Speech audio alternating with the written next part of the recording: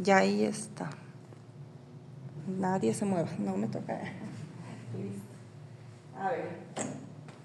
Cuéntame, yo la llevo con Entonces, buenos días, soy Rolando Rodríguez. Les voy a contar la experiencia que tuve con mi hija, porque en principio yo había escuchado del autismo, pero no tenía idea. Cuando mi niña cumplió 2 años, había tenido varios síntomas, se iban sumando los síntomas. Entonces, en un momento hubo un poco de desesperación, porque la familia siempre me habían visto raro, porque yo era, primero, con la mamá nos pusimos de acuerdo, y yo era el que cuidaba de mi nene, primero. Y segundo, lo que les decía es que a los niños no se les pegue, no gritos, no castigos, no amenazas.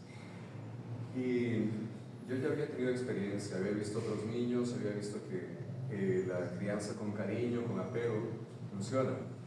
En mi caso con mi nena no estaba funcionando, no estaba. Ella tenía comportamientos y a veces berrinches fuertes, muy fuertes, y estaban a punto de convencerme de que el problema era mío, de que yo estaba haciendo las cosas mal y que a la nena sí había que darle de vez en cuando. Estuvieron a punto de convencerme, pero bueno, la cosa, me puse a investigar, busqué en Google los síntomas de ella, y cuando encontré el tema del autismo, en especial el autismo de grado 1 o también Asperger, se llaman Asperger, dije, va, esto tiene sentido, esto explica muchas cosas. Entonces me ayudó primero a ser consciente de la situación de mi nena, y por otro lado, creo que es importante que vi muchas cosas en mí también, especialmente cuando yo era niño. Entonces dije, caramba, esto también explica mucho de lo que me ha pasado a mí. Bien. Luego, otra cosa que quiero hablar de la familia o quizás de la sociedad, de que a veces la gente ve a un niño que es un poco diferente y se sorprende, ¿no? Y lo primero que hacen a veces es buscar un culpable. En mi caso, el culpable era yo, por ser papá, porque era el que le cuidaba a la nena. Pero luego hablé con otros padres, ¿no? Cuando empezamos a ir a psicólogos y todo esto. Me encontré una vez una abuela. La señora estaba muy triste porque ella dijo que la familia le había culpado a ella. Lo que dijeron es, la abuela le está cuidando, la abuela tiene la culpa de todo. La abuela lo malcría o lo que sea. Entonces la señora casi llorando, y le digo, no se preocupe, le digo, es que parece que esto es así, ¿no? Buscamos algo, buscamos una razón, y en esa razón a veces señalamos con el dedo y decimos, es culpa de este, y no nos damos cuenta de que lo que necesitamos es poner la atención en el niño, en nuestro hijo, nuestra hija. Entonces, bueno, esto es lo primero, nos toca comprender a la familia. Luego continuamos. Esto, creo que la sociedad tiene esta costumbre, ¿no? De que queremos que las cosas sean correctas, entre comillas, pero la forma en que tratamos a los niños es como si ellos fueran unos adultos disfuncionales, adultos que no funcionan, y hay que arreglarles algo a los niños. Y no es así. Los niños vienen de naturaleza, con las ganas de aprender, con ganas de comunicarse, y con ganas con ganas, no, sino con toda la vida, con toda la energía, ¿no? Y eso a veces al adulto le molesta, porque tienen mucha energía. Y uno dice, no, espera, estoy ocupado, estoy en mis cosas, déjame. Y luego ellos aprenden eso. O sea, ellos aprenden todo lo que ven en nosotros, ellos lo aprenden y lo repiten. Y luego cuando repiten lo que hacemos nosotros, decimos, no repitas eso. Es tremendo, porque es complicado para un niño, para cualquier, estoy hablando de todos los niños, ¿no? En general. Cuando es un niño autista es más complicado, porque un niño autista piensa mucho las cosas. Entonces, un ejemplo, A los niños a veces cuando se tardan un poco en responder le dicen, pero habla rápido, responde, habla. Esa presión primero no ayuda, ¿no? Que la presión de, ¿qué fue? Muévete, habla, no ayuda. Y por otro lado también, cuando el niño a veces actúa impulsivamente, los adultos le dicen, piensa antes de actuar, piensa antes de hablar. Entonces, por un lado se les dice que piensen mucho, que analicen mucho, y por otro se les dice, habla rápido, actúa rápido. Son contradicciones que para la mayoría de nosotros pasa desapercibido, y la mayoría de los niños también aprenden a convivir con esto, ¿no? Con contradicciones. Pero para un niño autista es más difícil porque él se lo piensa todo. Y mientras está pensando dice, bueno, me dicen una cosa, me piden otra. Hoy me dicen, habla fuerte, y luego me dicen, no hables tan fuerte, cállate. Son muchas cosas que nos pueden servir cuando las comprendemos. Nos pueden ayudar a entenderles a ellos y saber que sí es importante nuestra preparación como padres. Bien. Y bueno, creo que para todo la psicología tiene como una guía para todo, nos da una respuesta para las cosas y nos ayuda a comprender lo que pasa sin culpar a nadie, sin juzgar al niño, sin culpar al niño, sin juzgar a los padres tampoco, o culparles, hacerles sentir culpables, porque eso no ayuda. Así como les decía, no debemos atacar a los niños y tampoco a nosotros mismos. No debemos ser muy duros con nosotros o a veces con el entorno. La gente igual, los familiares, o cuando uno está en un lugar público y de repente a veces se asustan o se sorprenden cuando ven un niño así diferente, debemos comprenderlos, porque para nosotros que hemos vivido años con ellos, a veces es difícil, pero entendemos, porque hemos pasado años, un proceso de años. Para la gente que está alrededor no es tan fácil porque no lo han visto, no han convivido con esta realidad. ¿Alguna pregunta tal vez? ¿O sigo? ¿Tienen alguna pregunta? ¿No? Bueno, yo puedo seguir un poquito más. Bien. Oh, caramba, esto es importante, porque lo que estoy hablando, ¿no? De que a veces la sociedad no comprende. Hay algo de desconocimiento de los profesionales también, los médicos. Voy a contar una anécdota, es muy importante, porque esto pasó en Cumbayá. Nosotros vivíamos por ahí, la familia de la mamá de mi hija, ellos eran amigos de los médicos de la clínica La Primavera. Muy bonita, la clínica hermosa, pero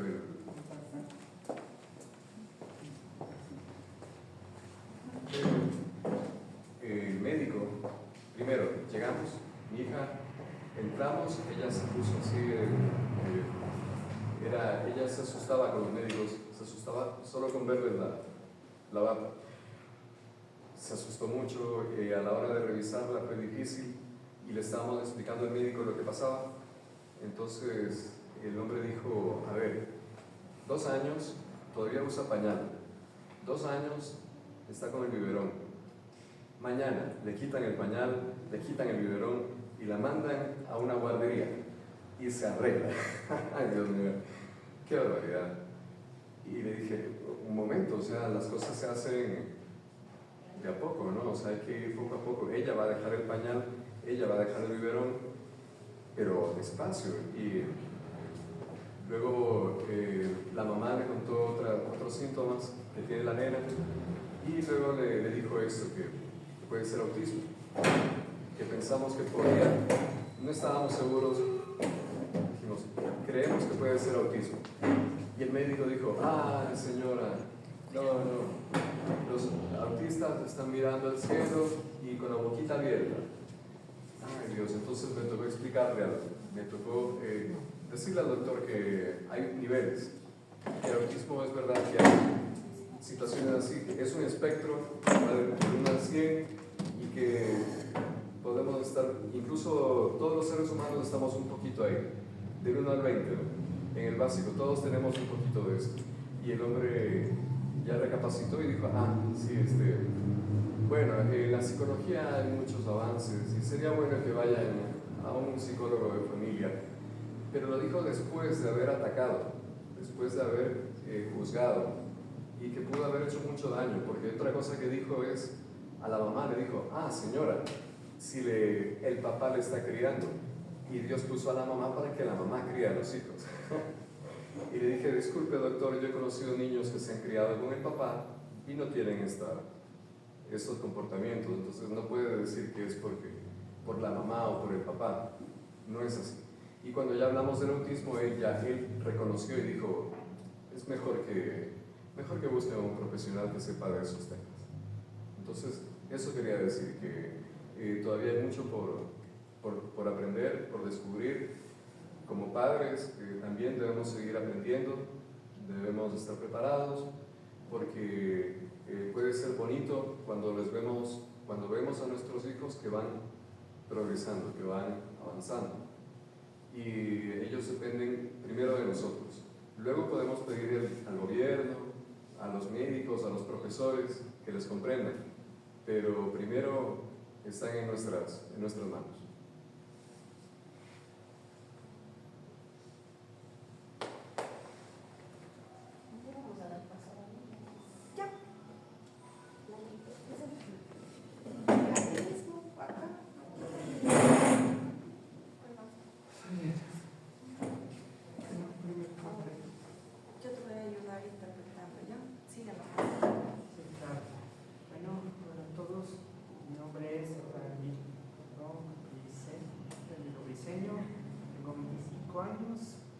Y asimismo les vengo a hablar de respecto al autismo. Primero me disculpo por el retrasado porque vivo en un lugar bastante lejos, así que al menos intentaré decirles al menos lo importante que hay que tomar en cuenta en el menor tiempo posible. Así que, ¿qué les puedo decir? En primera, entendamos que el autismo es en cierta manera una discapacidad psicosocial. ¿Por qué está considerado psicosocial? Porque afecta muchas veces en lo que es la mente en la sociedad.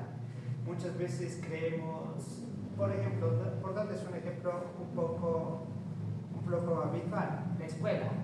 Ustedes van a la escuela y a veces el profesor ha tomado esa regañina tipo, ustedes solo vienen a estudiar o a calentar el puesto.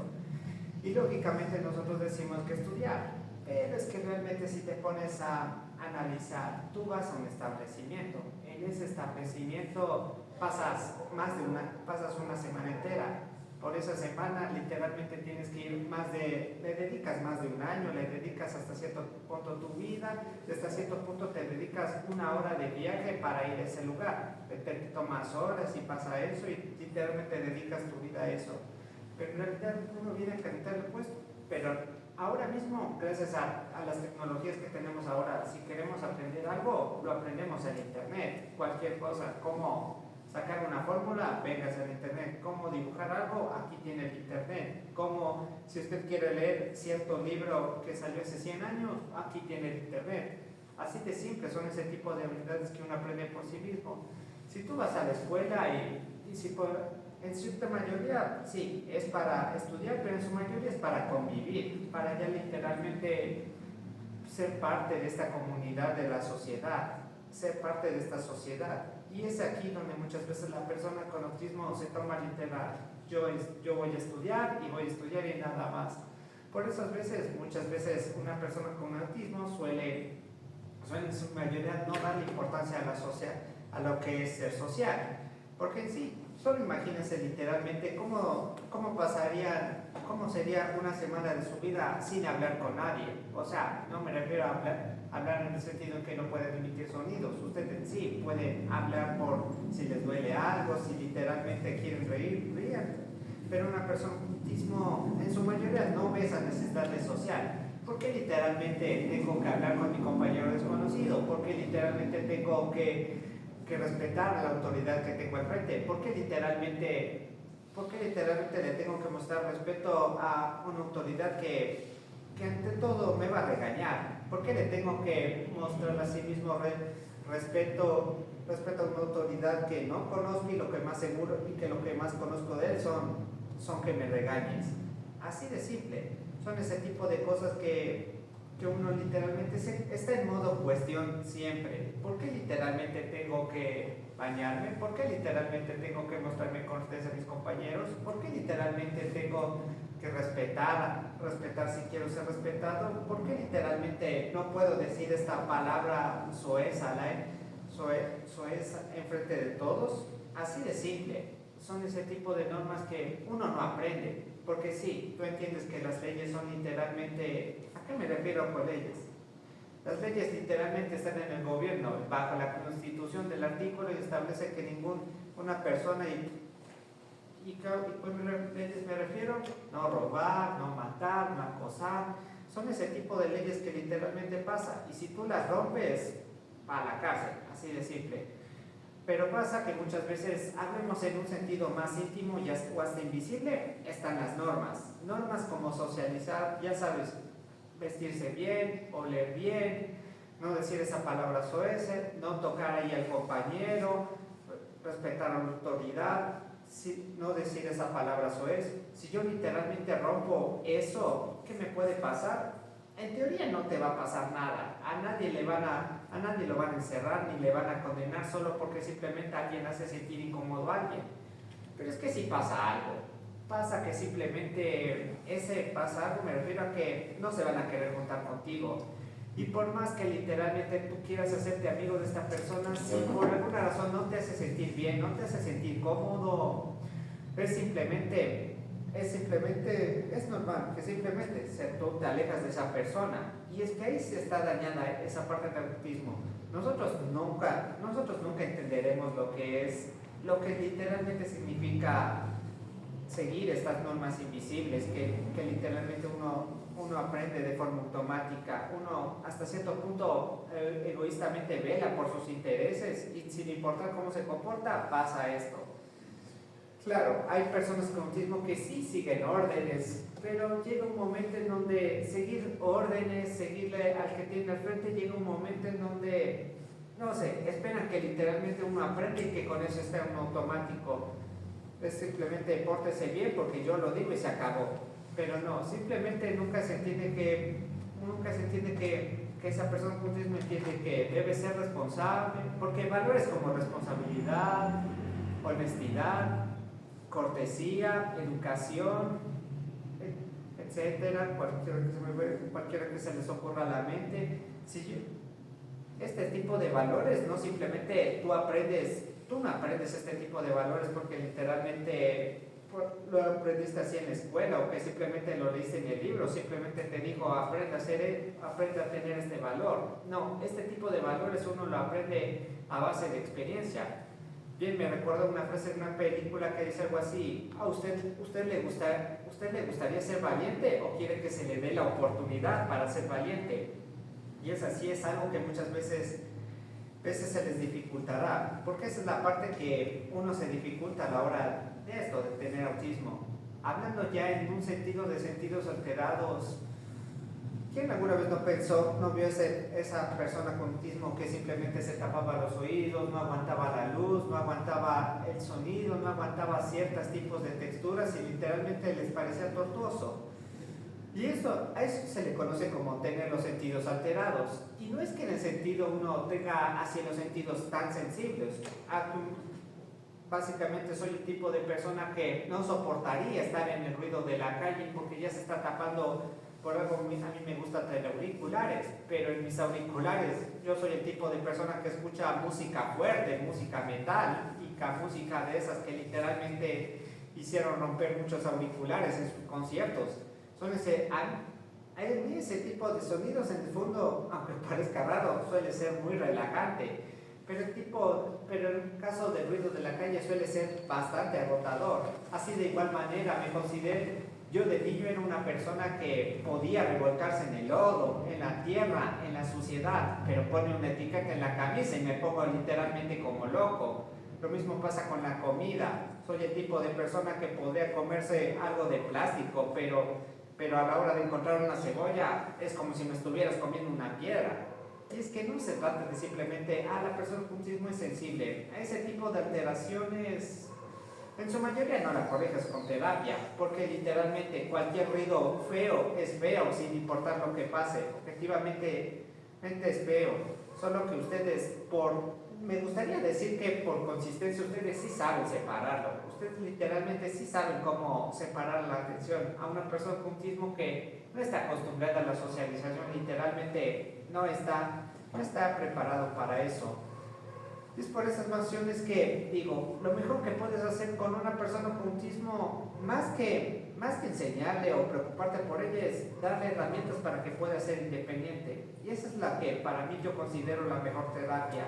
Sí, sí, hay terapias hospitalarias que necesitan, hay terapia de lenguaje, terapia física, pero si literalmente te gustaría que la persona con autismo pueda ser hasta cierto funcional, yo no creo mucho en los grados, porque si honestamente, porque para mi experiencia, yo estuve en los 3 grados y las personas me trataron de cierta manera, y dependiendo de dónde esté, literalmente puedo entrar en estos 3 grados. Y eso es lo que quiero decir, a una persona con autismo hay que ayudarle más que nada a lo que es independiente. Hay que ser pacientes, porque muchas veces va a parecer que hay este error que va a parecer que para ti te va a ser o muy burdo, muy de principiante. ¿Cómo es posible que alguien erre en esta cosa? Pero en el fondo hay que dejar ese clic claro. No hay que castigar ese error, no hay que condenar ese error. Si una persona con autismo se equivoca, está bien, te equivocaste. No sé si con eso te llevaste plata, experiencia o hasta cierto punto quemaste algo. Lo importante es que aprendiste para no literalmente repetir ese error. Yo muchas veces puedo decir que eso es mi mayor fuente de terapia para hasta cierto punto superar este autismo. Vivir de la experiencia, porque antes de venir aquí muchas veces me podría estar equivocando, me equivoqué de bus, muchas veces me podría estar equivocando, dar de más, me puedo confiar de más. Pero ese es el punto. Hay que enseñar a una persona con autismo a ser más independiente, porque el día en el que el tutor, ya sea madre, padre, abuelita, si es un maestro encariñado, si esa persona ya no está por cierta situación, hay que tomar en cuenta que literalmente eso, hay que darle más que nada ese tipo de herramientas que le ayuden a ese tipo de personas con autismo. Yo tuve tantos y por más que parezca literalmente, en esta lucha no es cuestión de estar solo, yo, mamá, papá y se acabó, terapista y se acabó. No, en este círculo puede entrar cualquier persona, puede entrar cualquier rol, porque creo que cada quien tiene su enseñanza. Y creo que eso hay que tomar en cuenta. Hay que forjar experiencia. Si algo está mal, dejarlo bien fuera. El autismo nunca te va a librar de lo que significa cometer malos actos. Si para ti una persona con autismo sientes que hace mal, esto está mal, no importa. Está mal porque está mal. Hay que dejar bien claro ese tipo de correcciones y hacerlas con amor. No simplemente se trata de no hagas esto porque uno se asusta y ya, hasta por rebeldía literalmente lo hace. Es más, literalmente enseñarle ese tipo de amor. Porque sí, muchas veces está esta idea errónea de que los autistas somos como robots. Y la cosa es que puede que hasta cierto punto sea verdad, porque una persona con autismo no siempre tendrá este tipo de iniciativa a la hora de abrazarte. Si una persona... nosotros tenemos hasta cierto punto una forma diferente de mostrar con lenguaje. Yo no me guío por palabras. Si esta persona literalmente es profesional por tal cosa, yo no me fijo en su hoja de vida, yo me fijo en lo que hace en ese momento. De igual manera, si tú quieres demostrarme lo mucho que me quieres, lo mucho que me aprecias, demuéstramelo. Y que literalmente, y yo en cierta manera aprenderé de ti. Porque la persona más cercana a la que literalmente puede tener la persona con autismo es la familia. Y creo que si la familia en sí se ayuda, y literalmente, porque no solo se trata de soy autoridad y me tienes que obedecer porque sí, soy tu padre y se acabó. No, simplemente se trata de hacer ese amigo más de que tienes que aprender. Porque sí, nadie se va a librar de los malos momentos, tarde o temprano todos vamos a pasar tragedias. La persona con autismo tendrá que aprender a afrontar esas tragedias. Y eso es cuestión de, ¿qué debo decirles? Eso es todo. Muchas gracias, muchísimas gracias. Vamos a ver si tienen preguntas. Ajá, una pregunta. No. Entonces, justo lo que decíamos en la mañana, necesitamos entender el tema del contexto familiar, cómo acompañar, cómo estar cerca, entender, y no solamente las familias, los papás, mamás, sino todos los que estamos en la sociedad. Una cosita. De lo que él ha dicho es como la práctica de lo que yo estaba hablando en la práctica. Y hay una cuestión, lo que él dice a veces no se comprende, porque la gente habla, pide algo, por ejemplo lo de estar en el aula y decir, aquí se viene a estudiar, no divertirse. Hay otro tiempo para divertirse, aquí vienen a estudiar. Y da la impresión de que estudiar fuera algo aburrido, algo feo y algo bueno. Todas esas, se puede decir, dudas que se generan en la cabeza de un niño, creo que lo más bonito que puede haber es tener la confianza de poder preguntarle esas dudas a alguien cercano. En la familia, los papás deberían ser los primeros, pero el poder preguntarles a ellos, decirle, mamá, ¿qué significa? ¿Por qué me dicen esto? ¿Qué significa? ¿O por qué? Y cuando nos dicen frases en doble sentido, o que tienen esto, ¿no? Estas sutilezas, poder preguntarle a alguien, creo que lo primero debería ser los padres.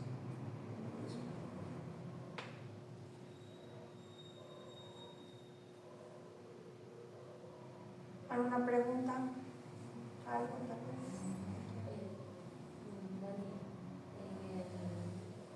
en tu vida institucional, ¿cómo eran tus compañeros? ¿Cómo te apoyaban? ¿Cómo pasabas solo?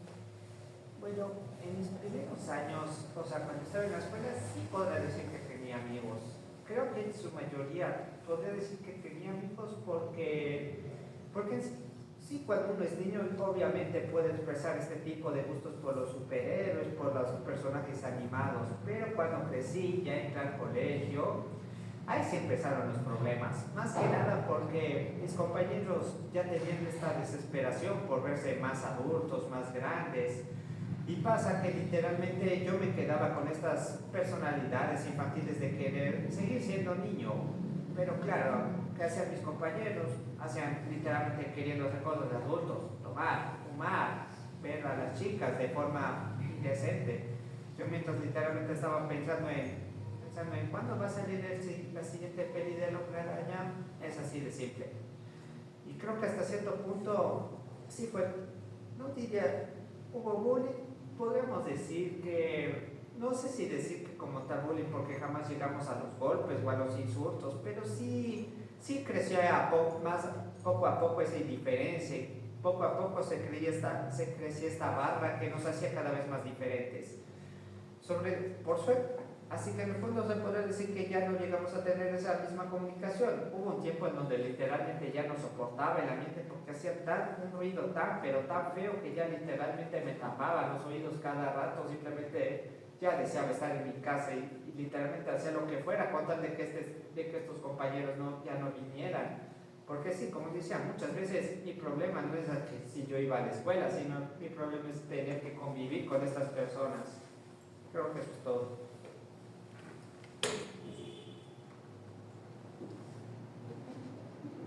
Ya.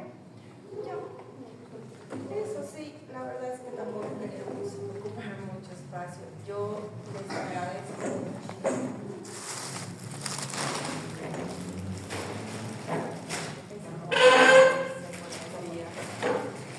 Darle como una comunidad históricamente tal vez más saben que ha existido algún tipo de cambio, poco a poco tal vez los padres, los profesores, los amigos, pero es la forma, ¿no? Como sentías tus emociones, cómo te sentías dentro del grupo. Gracias por compartir tu experiencia. También nosotros como comunidad solo a veces sentimos hacemos eso, nos gusta divertirnos, pero también sentimos en algún momento esas experiencias. Es un dolor que se tiene. Gracias. Para contar, quiero agradecerles a toda la comunidad sorda por acoger a mi niño que tiene autismo, a pesar de que él escucha de forma puntual. Entonces quiero agradecerles a ustedes por acogerle a mi niño con ustedes, y por lo que me doy cuenta, la comunidad sorda y la comunidad autista se asemejan mucho.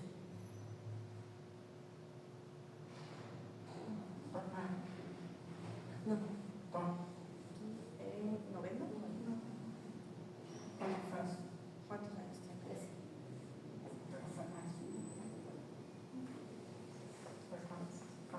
¿Ya cuántos años está en huelga? Hasta dos.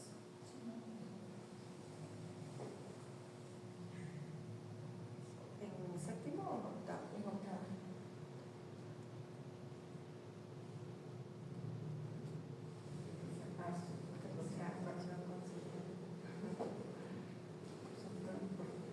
Primera vez que tiene esta experiencia de conocer a familias con autismo, yo no tenía conocimiento sobre todo su proceso de desarrollo, sobre el tema del autismo. Es primera vez, me ha impactado, me he sentido sensibilizada. Gracias, muchas gracias. Aquí mismo, nosotros ocupamos de información, y aquí no es solamente con nosotros, sino que con otras diferentes discapacidades, analizas el autismo, y también necesitas un poco más de acompañamiento y apoyo aquí, tanto de padres, alumnos y profesores, porque aquí en la vida, como usted ha dicho, a nosotros nunca nos enseñaron a ser padres, nosotros aprendemos a ser padres, y cuando tenemos algún niño con alguna discapacidad, al comienzo es puro primero entender, comprender la discapacidad, porque uno no está preparado para aprender una emoción, pero sin embargo uno se busca el acompañamiento, y con el amor de padres que tenemos cada uno de nosotros, es siempre apoyarlos para que ellos sigan adelante y crecer para ser unas personas independientes en la vida. Como siempre he dicho, nosotros no estamos para siempre, vamos a vivir para siempre, y ellos tienen que aprender para poder ser independientes.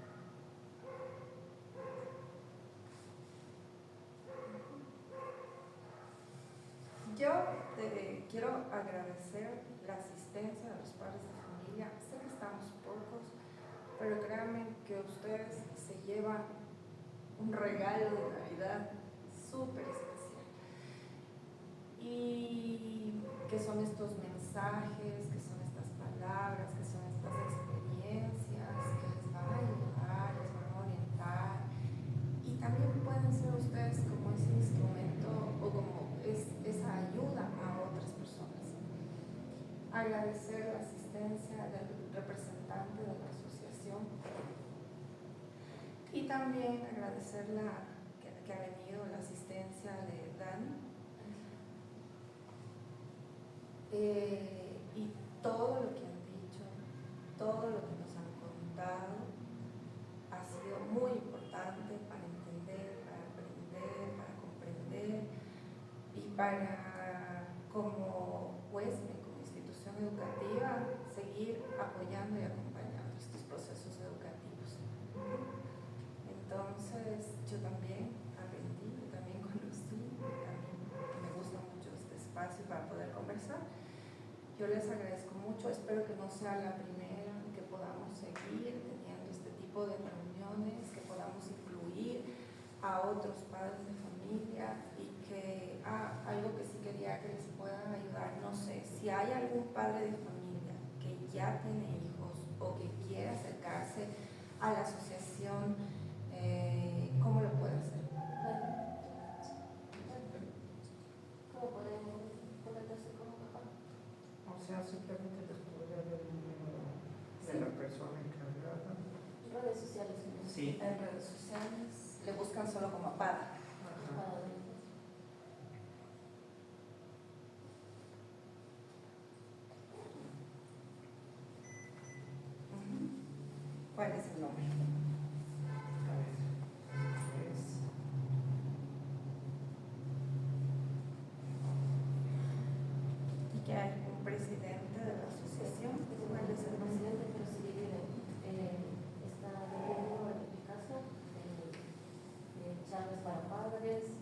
espacios, solo un lugar. Solo para 098, conversar. 098, 035, ya. 64, 94. Este número es de quién? Vamos a ver, María López. María de Lourdes. Sí, Ella es madre. sí. Sí, fue que fundó. Ah, ya.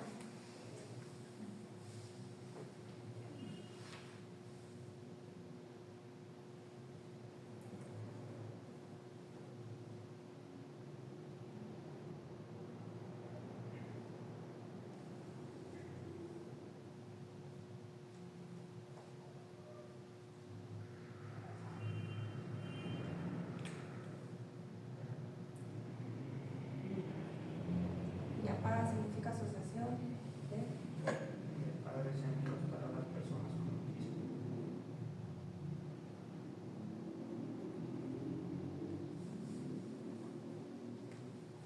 Ujú.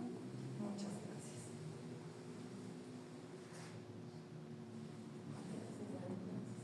Muchas gracias.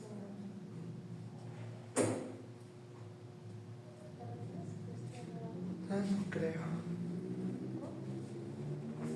Pues algo más hay que hacer, creo que. Sí, nosotros ya hemos acabado este espacio. Yo les agradezco.